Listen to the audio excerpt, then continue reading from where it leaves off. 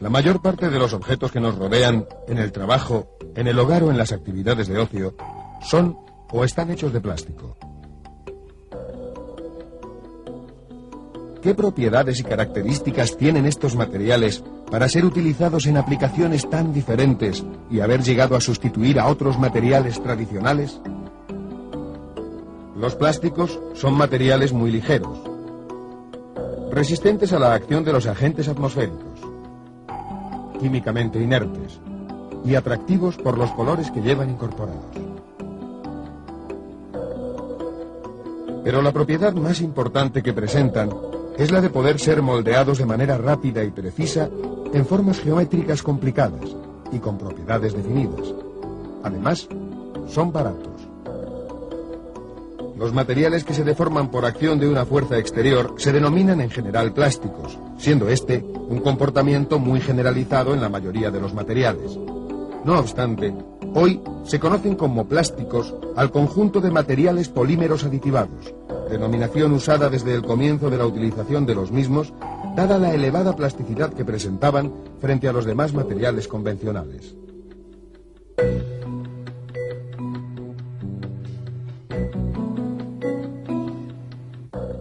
Un plástico, tal como lo conocemos, se compone de un polímero y un aditivo. Un polímero tiene naturaleza orgánica, es decir, está constituido fundamentalmente por átomos de carbono e hidrógeno. En ocasiones también oxígeno, nitrógeno, azufre y silicio. Estos elementos se enlazan formando largas cadenas como consecuencia de la capacidad que tiene el átomo de carbono para unirse consigo mismo un gran número de veces. Se forman de esta manera moléculas de tamaño gigante denominadas macromoléculas y tienen las características de estar formadas por la repetición de una determinada agrupación de átomos, denominada monómero, un gran número de veces. Por eso también se llaman polímeros.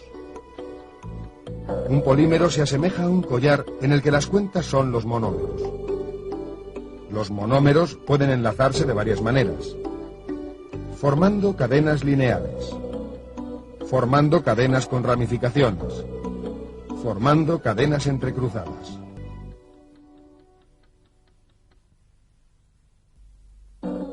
Según la estructura de las cadenas poliméricas entre sí, los polímeros y los plásticos se clasifican en termoplásticos, termoestables, elastómeros.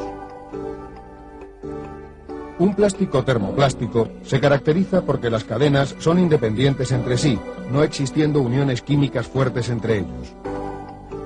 Las moléculas pueden desplazarse unas sobre otras cuando se las somete a fuerzas mecánicas exteriores o cuando aumenta la temperatura.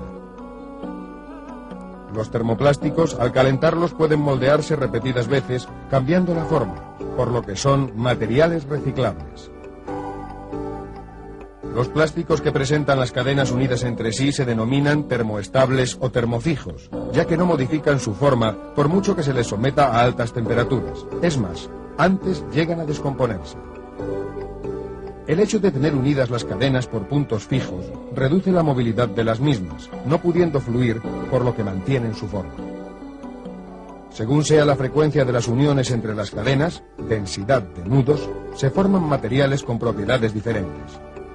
Así, los que presentan una densidad de nudos alta, como los anteriores, son materiales muy rígidos, mientras que los que presentan baja densidad de nudos son materiales muy flexibles y elásticos, como los cauchos.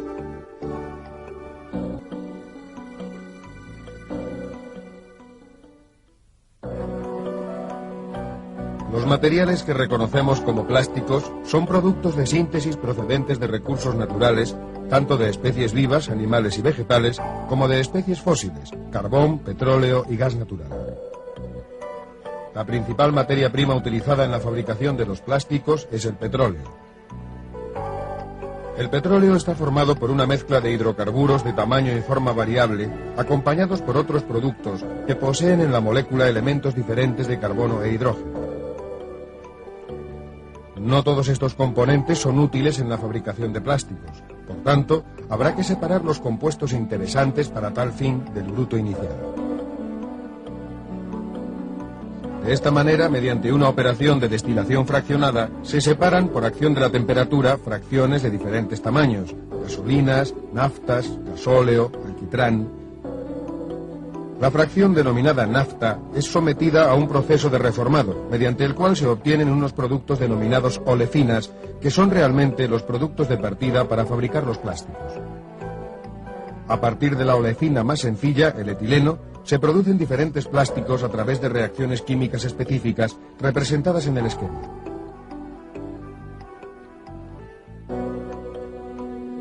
Del petróleo se utiliza solamente el 4% para la fabricación de plásticos.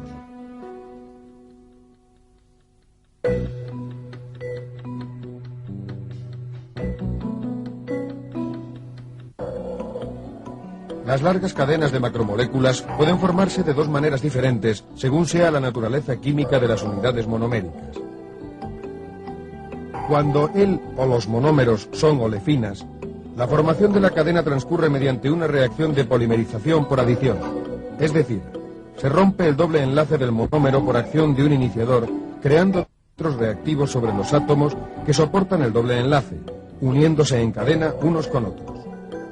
De esta manera se forma, por ejemplo, el polietileno. Es el plástico constituido por la unidad monomérica más sencilla, el etileno. Análogamente se forma el policloruro de vinilo.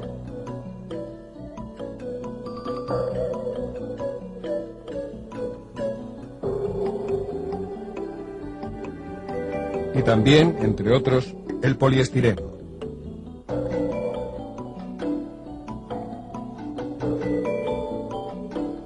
Otro método de formarse las cadenas es mediante una reacción de condensación.